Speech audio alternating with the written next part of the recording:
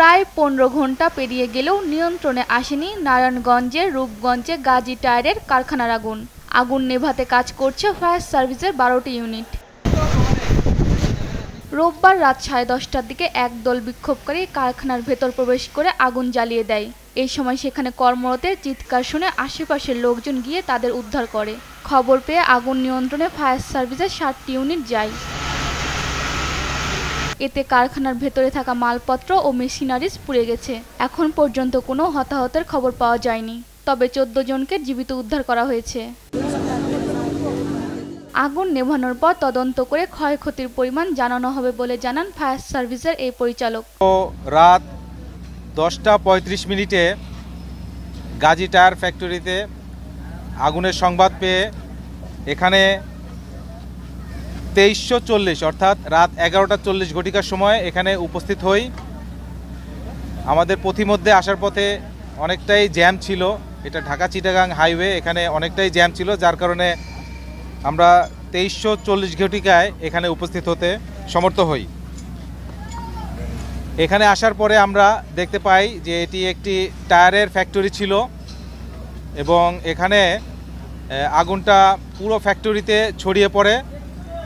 Tyre এবং টায়ারের কাঁচামাল, রাবার, প্লাস্টিক এই টাইপের দাহ্য পদার্থ ছিল, যার কারণে আগুনটা চতুর্দিকে এই ফ্যাক্টরিতে ছড়িয়ে পড়ে। এখানে আমাদের ডেমরা, কাঁচপুর, আদমজি, ইপিজেড, কাঞ্চন, পূর্বাচল এবং সিদ্দিক বাজারের সর্বমোট 12টি ইউনিট কাজ করছে। এর মধ্যে 2টি টিটিএলও অন্তর্ভুক্ত। আমাদের এখন পর্যন্ত 120 জন ফায়ার ফাইটার এখানে কর্মরত আছেন এবং 20 জন ভলান্টিয়ার আমাদের সাথে কাজ করে যাচ্ছেন। এখন পর্যন্ত আমরা সর্বমোট 14 জনকে উদ্ধার করতে পেরেছি। বাকি যাদের হিসাব তাদেরকে আমরা আগুন নেভানোর পরে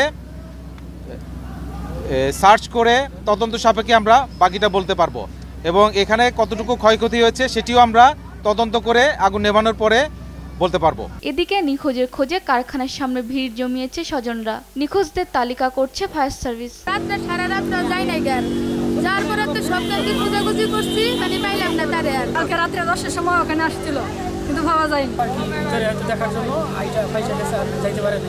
কালকে থেকে নিখোঁজ, এখন পর্যন্ত কোনো খোঁজ খবর পাইতেছি। বলছে যে ওখানে আগুন লাগছে, ওটা আমি দেখতে যাবো, ওই কথা বলে সে মনে ভিতরে ঢুকছে, তার কোনো সন্ধান পাওয়া যাচ্ছে না। আগুনের শিখায় লাল হয়ে আছে গাজী টায়ার ফ্যাক্টরির ভেতরের অংশ। নিউজ ডেস্ক, দেশ টিভি।